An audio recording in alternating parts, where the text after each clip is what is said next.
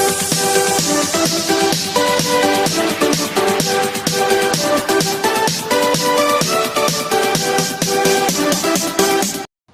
semuanya, Assalamualaikum warahmatullahi wabarakatuh. Balik lagi bersama Miss Mega. Minggu ini kita belajar prakarya.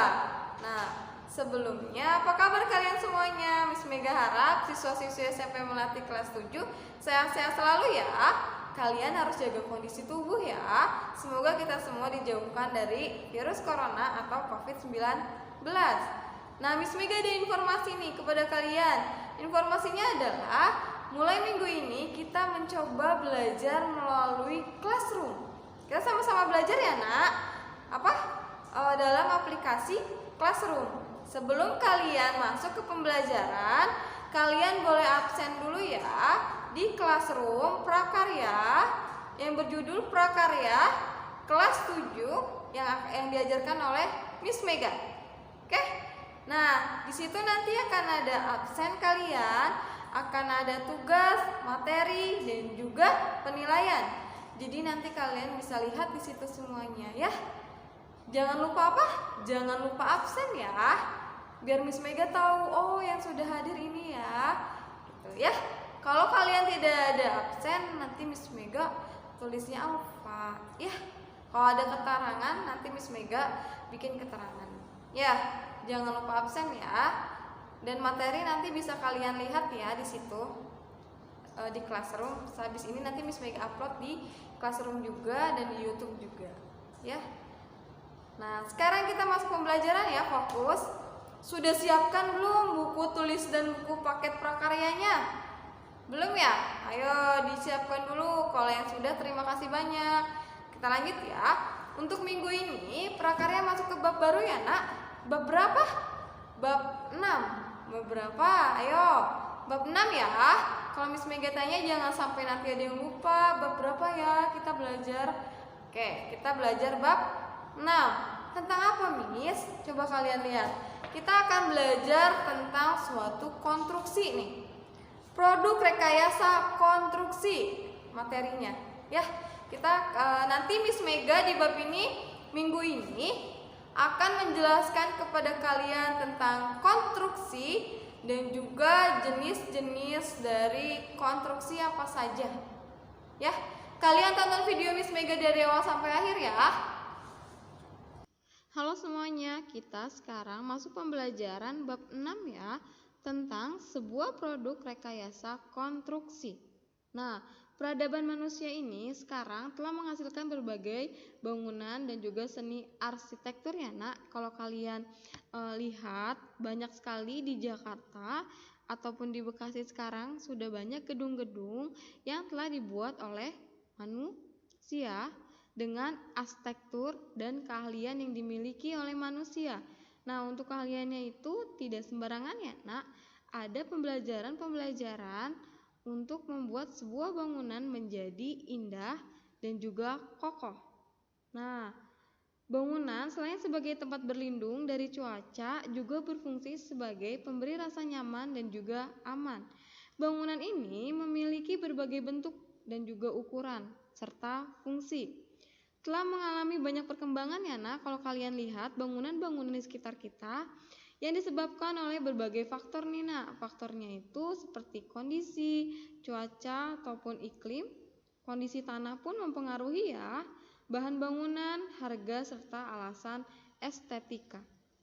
Untuk menghasilkan sebuah bangunan yang baik dan berfungsi optimal, maka terhadap ilmu ataupun teknik untuk membuat suatu bangunan, ilmu ini bisa disebut sebagai teknik konstruksi, yaitu sebuah disiplin profesional yang menangani perancangan atau perencanaan konstruksi dan juga manajemen infrastruktur. Nah, kalau kalian lihat nih, setiap bangunan yang indah dan juga kokoh, di baliknya ada sebuah konstruksi yang dihasilkan oleh pikiran dari manusia. Nah, itu juga ada ilmunya ya nak. Nah, kita akan mempelajari nih nak. Nah, apa sih Miss tujuan kita mempelajari bab 6 ini tentang produk rekayasa konstruksi? Nah, tujuan pembelajaran kita kali ini yang pertama itu kita akan memahami jenis-jenis dan juga fungsi teknologi dari konstruksi. Nah, selanjutnya kita akan manipulasi jenis-jenis dan fungsi teknologi konstruksi. Yang ketiga kita akan memahami sistem, jenis, serta karakter dari teknologi konstruksi. Yang terakhir kita akan membuat sebuah produk teknologi. Wow, keren sekali ya tujuan pembelajarannya. Semoga kita bisa melakukannya ya. Nah, ada peta konsepnya nih, Nak. Yang pertama itu kita akan mempelajari produk rekayasa, memahami teknologi konstruksi, jenis bangunan dengan teknologi konstruksi dan manfaatnya. Nah, ya, kita selanjutnya akan memahami teknologi konstruksi. Apa sih teknologi konstruksi itu, Miss Mega?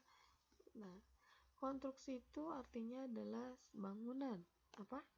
Bangunan ya. Jadi, konstruksi diartikan sebagai wujud atau bentuk bangunan yang merupakan hasil dari suatu proses pembangunan atau berkaitannya dengan infrastruktur. Ya. Ciri utama konstruksi ada, Nina. Apa ciri utamanya?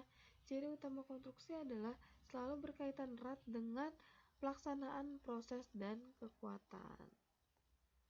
Ya, selanjutnya Miss Mega akan menjelaskan jenis dari konstruksi. Jenis-jenis konstruksi. Tujuan dari pembelajaran ini adalah siswa dapat memahami konstruksi gedung. Siswa dapat memahami konstruksi jalan. Siswa dapat memahami konstruksi jembatan. Siswa dapat memahami konstruksi irigasi. Jenis-jenis konstruksi. Bangunan yang kita kenal seperti gedung, jalan, jembatan, irigasi, semua bangunan itu merupakan hasil pekerjaan konstruksi, sehingga dapat diartikan sebagai serangkaian kegiatan membangun sarana dan prasarana fisik pada suatu area. Konstruksi gedung.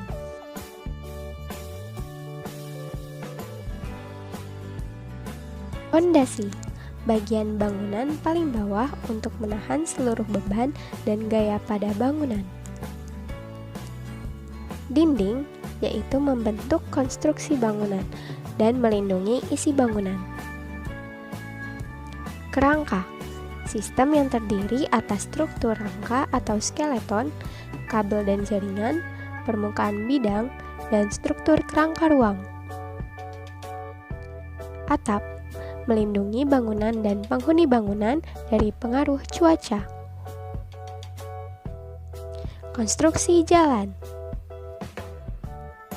Struktur jalan. Pertama, ada badan jalan, yaitu bagian jalan yang menopang beban lalu lintas yang melewati permukaan jalan. Yang kedua, ambang pengaman. Pengaman konstruksi jalan terhadap struktur lainnya agar tidak masuk ke kawasan jalan. Yang ketiga, ada perkerasan jalan yang berfungsi untuk menahan dan menerima beban lalu lintas terhadap badan jalan. Yang keempat, ada tanah dasar, yaitu lapisan tanah yang didesain untuk pemasangan perkerasan jalan. Bagian konstruksi jalan. Pertama, ada rumaja atau ruang manfaat jalan yang terdiri atas badan jalan, saluran tepi jalan, dan ambang pengamannya. Yang kedua, ada rumija atau bagian jalan yang terdiri atas sejalur tanah tertentu dan dibatasi oleh batas daerah milik jalan. Yang ketiga, ada ruasja, yaitu bagian jalan yang sejalur tanah dan terletak di luar daerah milik jalan. Geometrik jalan.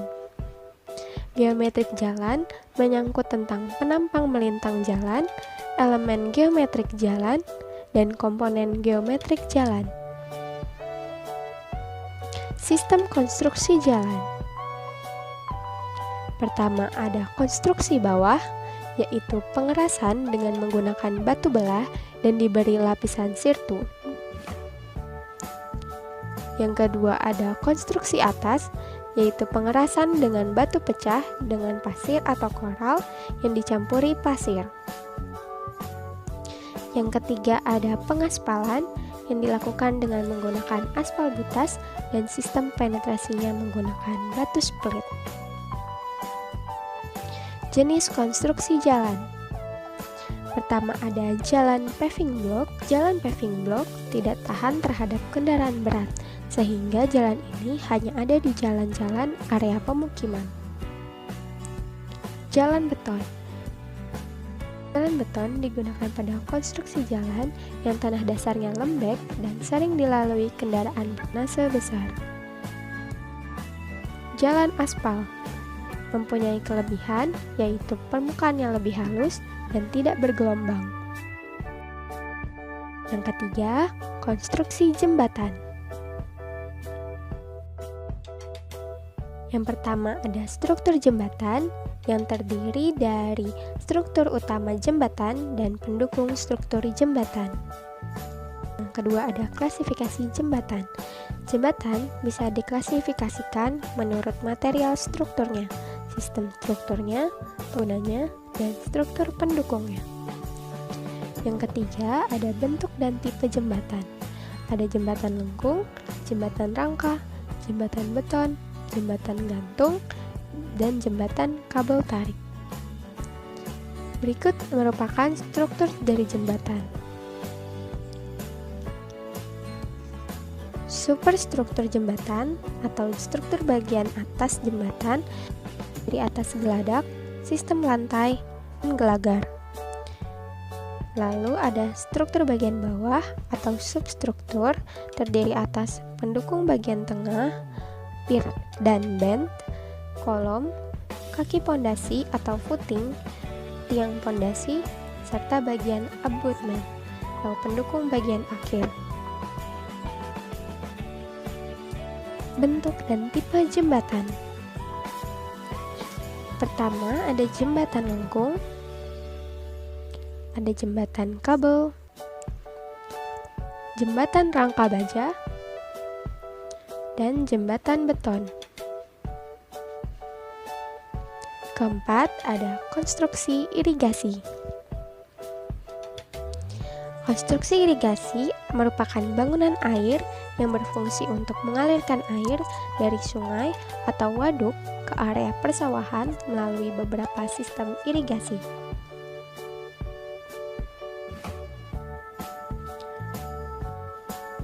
Konstruksi irigasi. Pertama, ada sistem irigasi yang terdiri atas sistem gravitasi, pasang surut, dan pompa. Kedua, ada jaringan irigasi yang dikelompokkan menjadi 3 tingkatan, yaitu jaringan irigasi sederhana, semi-teknis, dan teknis. Ketiga, ada konstruksi irigasi yang terdiri atas konstruksi utama dan konstruksi pelengkap. Sistem irigasi. Pertama, ada sistem gravitasi, yaitu mengandalkan aliran air sungai atau waduk yang berada pada daerah dengan ketinggian lebih besar daripada areal persawahan yang dialiri. Kedua, ada sistem pasang surut yang biasanya kita jumpai di daerah sekitar sungai yang dipengaruhi pasang surut air laut. Yang ketiga, ada sistem pompa. Sistem ini dilakukan karena debit air yang kurang sehingga tidak memungkinkan pengairan dari saluran irigasi. Dari video pembelajaran ini kita bisa merangkum bangunan merupakan hasil pekerjaan konstruksi yang dibangun di atas, di bawah tanah, dan di dalam air melalui hasil perancangan atau desain yang akurat. Pekerjaan konstruksi terdiri atas pekerjaan sipil, arsitektural, serta mekanikal dan elektrikal. Konstruksi gedung, jembatan, jalan raya, dan irigasi merupakan jenis pekerjaan sipil. Konstruksi jalan raya terdiri atas 4 struktur, yaitu badan jalan, ambang pengaman, perkerasan jalan, dan tanah dasar. Konstruksi jembatan terdiri atas 2 struktur utama, yaitu superstruktur dan substruktur. Konstruksi irigasi merupakan bangunan air yang berfungsi untuk mengalirkan air dari sungai atau waduk ke area persawahan melalui beberapa sistem irigasi. Sistem irigasi terdiri atas 3 jenis, yaitu gravitasi, pasang surut, dan pompa. Sekian video pembelajaran kali ini. Mari kita tutup pembelajaran ini dengan kata-kata motivasi dari Imam Syafi'i, yaitu bila kau tak tahan lelahnya belajar, maka kau harus tahan menanggung perihnya kebodohan. Terima kasih. Ada yang ingin bertanya? Gimana penjabaran materi bab 6 yang telah Miss Mega paparkan kepada kalian? Apakah kalian mengerti? Oke, kalau seandainya kalian kurang mengerti atau paham, kalian bisa WA langsung Miss Mega ya. Boleh video call, boleh telepon, ataupun chatting. Nah, Miss Mega ada tugas nih. Kalau kalian tidak mengerti tugasnya, kalian bisa telepon Miss Mega ya. Kalau tidak mengerjakan tugas, nanti nilainya kosong, nak. Oke, tugasnya adalah Miss Mega pengen ngeliat nih rumah kalian seperti apa. Miss Mega penasaran. Kalian buat gambar, buat sebuah denah rumah kalian ya. Nanti ada contohnya Miss Mega kasih tahu nih, ya, diberikan. Oke. Nah, denahnya itu denah rumah kalian ya, jangan rumah tetangga ataupun rumah teman. Oke? Nah, dikumpulkan deadline-nya hari ini jam 3 sore paling lambat. Oke? Sehat-sehat selalu untuk kalian. Miss Mega tutup ya. Salam rindu dari kejauhan dari Miss Mega untuk kalian. Miss Mega tutup. Wassalamualaikum warahmatullahi wabarakatuh.